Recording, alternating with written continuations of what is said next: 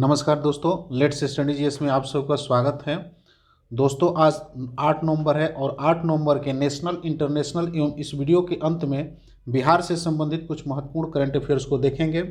दोस्तों वीडियो को ध्यान से देखें ताकि इसके अंत में पूछे गए प्रश्नों के उत्तर कमेंट बॉक्स में दें, जिससे आपकी तैयारी संपूर्ण रूप से हो। दोस्तों इस श्रृंखला में हम लोग वही बातें करेंगे जो एग्जाम के लिए महत्वपूर्ण है, ताकि कम समय में ज़्यादा से ज़्यादा लाभ प्राप्त किया जा सके। आइए दोस्तों शुरू करते हैं। पहला क्वेश्चन है कि हाल ही में जारी the morning consult approval rating में प्रधानमंत्री नरेंद्र मोदी जी को शीर्ष स्थान प्राप्त हुआ है। दोस्तों अमेरिकी data intelligence firm the morning consult approval और डिस अप्रूवल रेटिंग हर देश के वयस्क लोगों से इंटरव्यू के आधार पर तय करता है।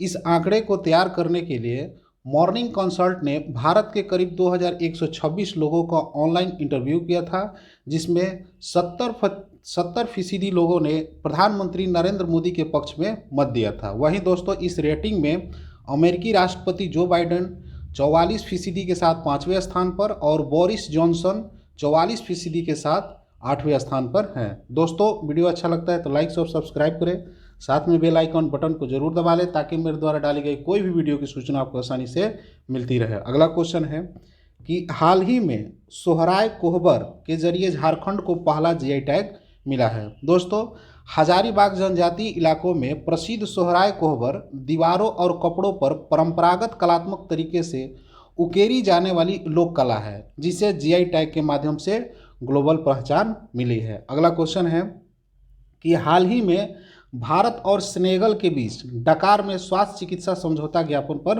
हस्ताक्षर किया है। दोस्तों इस समझौते ज्ञापन में रोग निगरानी, चिकित्सा अनुसंधान, दवा और फॉर्म, चिकित्सा उपकरण और पारंपरिक चिकित्सा सहित सहयोगों शामिल है, जिसमें दोनों पक्षों ने अपने राजनीतिक संबंधों की 60वीं वर्षगांठ भी मनाई।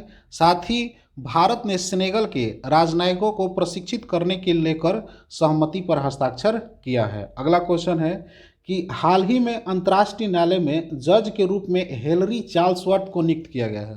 दोस्तों ऑस्ट्रेलिया के हेलरी चार्ल्सवर्थ की नियुक्ति अंतर्राष्ट्रीय न्यायालय में जज के रूप में नियुक्त हुई है। वे जेम्स क्राफ्ट की जगह लेंगी, जिनकी मृत्यु मई 2021 में हो गई थी। दोस्तों अंतर्राष्ट्रीय कोर्ट न्यायालय में जजों की नियुक्ति 9 साल तक होती है, जिसमें जेम्स क्राफ्ट की नियुक्ति 2014 में हुई थी और उनके बचे हुए 2 साल के लिए हेलरी चार्ल्सवर्थ को नियुक्त किया गया है। दोस्तों इसके साथ ही हेलरी चार्ल्सवर्थ आईसीजे में नियुक्त होने वाली 5वीं महिला जज बन गई है। अगला क्वेश्चन है कि हाल ही में चीन ने 3 नए रिमोट सेंसिंग उपग्रह को लॉन्च किया है। दोस्तों चीन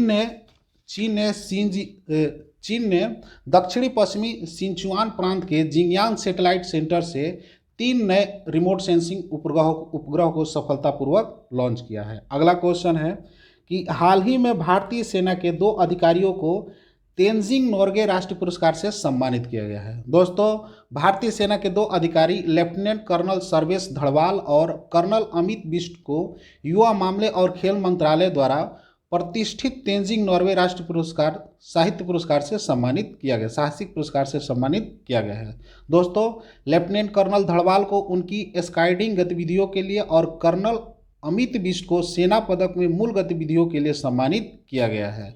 अगला क्वेश्चन है कि हाल ही में मनु भाकर और ईरान की फोरोकी ने प्रेसिडेंट्स कप में एयर पिस्टल मिश्रित टीम ने स्वर्ण पदक जीता है। दोस्तों पोलैंड के बोक्राल में चल रहे इंटरनेशनल शूटिंग स्पोर्ट फेडरेशन विश्व कप यानी अब इसका नाम चेंज करके प्रेसिडेंट कप कर दिया गया है, उसमें भारत के मनु भाकर और ईरान के जायदा फिरोगी ने मिश्रित वर्ग में स्वर्ण पदक जीता है। अगला क्वेश्चन है कि हाल ही में इजराइल ने बड़े पैमाने पर इन्फ्लेटेबल मिसाइल डिटेक्शन सिस्टम का परीक्षण किया है। दोस्तों हाल ही में इजराइल और हमास के बीच डोम उपकरण चर्चा में था, उसी का advance level inflatable missile detection system का परीक्षण इजराइल ने किया है। अगला क्वेश्चन है कि हाल ही में ब्राज़ील की लोकप्रिय गायिका मैंडोका का विमान हादसे में मृत्यु हो गई है। दोस्तों ब्राज़ील की लोकप्रिय गायिका में से एक और लैटिन ग्रैमी विजेता मार्लिया मोंडोका का एक संगीत कार्यक्रम में जाने के दौरान विमान दुर्घटना में उनकी मौत हो गई है। अगला क्वेश्चन है कि हाल ही में एक्सिस बैंक ने पावर सैल्यूट के तहत रक्षा सेवा वेतन पैकेज देने के लिए भारतीय नौसेना के साथ समझौते ज्ञापन पर हस्ताक्षर किया है। अगला क्वेश्चन है दोस्तों कि हाल ही में ऑस्ट्रेलिया ने 2026 में चंद्रमा पर रोवर भेजने के लिए नासा के साथ समझौता किया है। दोस्तों यह रोवर ऑक्सीजन युक्त चंद्रमा की मिट्टी एकत्र करेगा एवं चंद्रमा पर पानी तलाश करने की खोज करेगा। अगला क्वेश्चन है कि विश्व मुक्केबाजी 2021 में पदक जीतने वाले तीसरे भारतीय मुक्केबाज आकाश कुमार बने हैं। दोस्तों 21 वर्षीय आकाश कुमार विश्व चैंपियनशिप में पदक जीतने वाले तीसरे भारतीय मुक्केबाज बन गए हैं जिन्होंने वर्ल्ड बॉक्सिंग चैंपियनशिप कांस्य पदक में जीता है।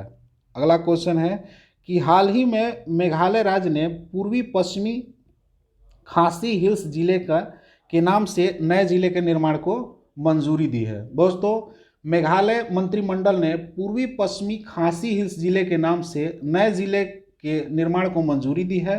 इसके साथ ही मेघालय में अब जिलों की संख्या 12 हो गई है और पूर्वी पश्चिमी खासी हिल्स जिले का उद्घाटन मुख्यमंत्री कोनार्ड संगमा द्वारा 10 नवंबर 2021 को किया जाएगा। अगला क्वेश्चन है कि हाल ही में HDFC लाइफ इंश्योरेंस ने एक्साइड इंश्योरेंस कंपनी लिमिटेड में 100% शेयर धारिता प्राप्त कर ली है।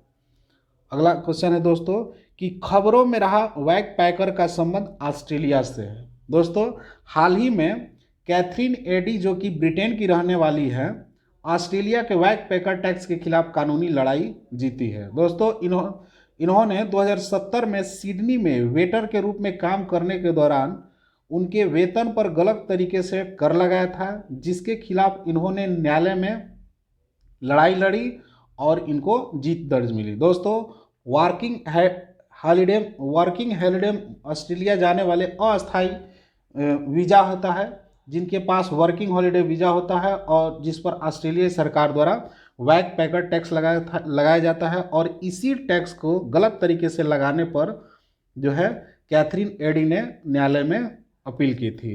आइए दोस्तों अब हम लोग देख लेते हैं बिहार से संबंधित कुछ महत्वपूर्ण करंट अफेयर्स को। पहला क्वेश्चन है कि हाल ही में बिहार सरकार ने सभी प्रखंडों में रूरल मार्ट बनाने की बात कही है। दोस्तों इसके अंतर्गत जीविका से जुड़ी महिलाओं को राशन दुकान चलाने में सहयोग दिया जा रहा है।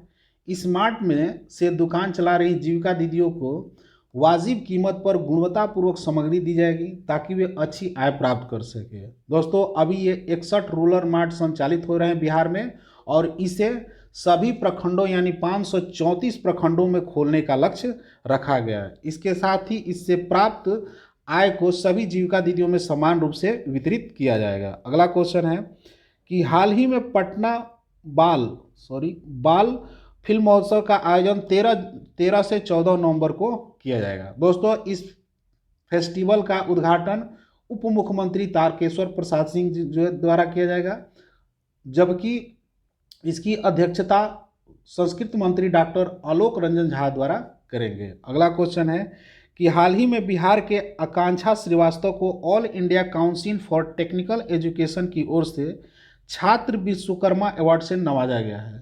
दोस्तों पटना के आकाश श्रीवास्तव को all India council for technical education की ओर से छात्र विश्वकर्मा अवार्ड से नवाजा गया है। आकांक्षा ने एक ऐसा रोबोट बनाया जो मरीजों के पास पहुंचे बिना मरीज का blood pressure, oxygen level, pulse rate, ECG आदि कई तरह के जांच करता है। इस रोबोट का नाम है दोस्तों मेडी रोबोट। अगला क्वेश्चन है कि हाल ही में खनन मंत्रालय ने बिहार के लिए 4 ब्लॉक आवंटन किया है। दोस्तों खनन मंत्रालय भारत सरकार के तत्वाधान में unlocking potential of mineral exploration की नई दिल्ली में आयोजित बैठक में देश के कई राज्यों में ब्लॉक आवंटित किए गए जिसमें बिहार को 4 ब्लॉक आवंटित किए गए हैं। दोस्तों ये ब्लॉक औरंगाबाद, गया जिला में पोटास और सासाराम में निकेल और क्रोमियम को आवंटित किया गया है। दोस्तों आइए देख लेते हैं हम लोग कल के प्रश्न को। कल का प्रश्न था दुनिया का पहला पृथ्वी विज्ञान उपग्रह किसने लॉन्च किया है। ऑप्शन था USA, ऑप्शन बी चीन, ऑप्शन सी रूस, ऑप्शन डी फ्रांस। तो इसका आंसर था दोस्तों चीन। आइए आज का क्वेश्चन को देख लेते हैं कि आईसीजे यानी अंतर्राष्ट्रीय कोर्ट में नियुक्त जज हेनरी चार्ल्सवर्थ कहाँ की है? ऑप्शन ए है जर्मनी, ऑप्शन बी है न्यूजीलैंड, ऑप्शन सी है ऑस्ट्रेलिया, ऑप्शन डी है सिंगापुर। दोस्तों वीडियो अच्छा लगता है तो लाइक सब्सक्राइब करें, साथ में बेल आइकन बटन को जरूर दबा लें ताकि मेरे द्वारा डाली गई कोई भी वीडियो की सूचना आपको आसानी से मिलती रहे। दोस्तों आज हम लोग यहीं तक रहने देते हैं, मिलते हैं अगले वीडियो में, तब तक के लिए जय हिंद।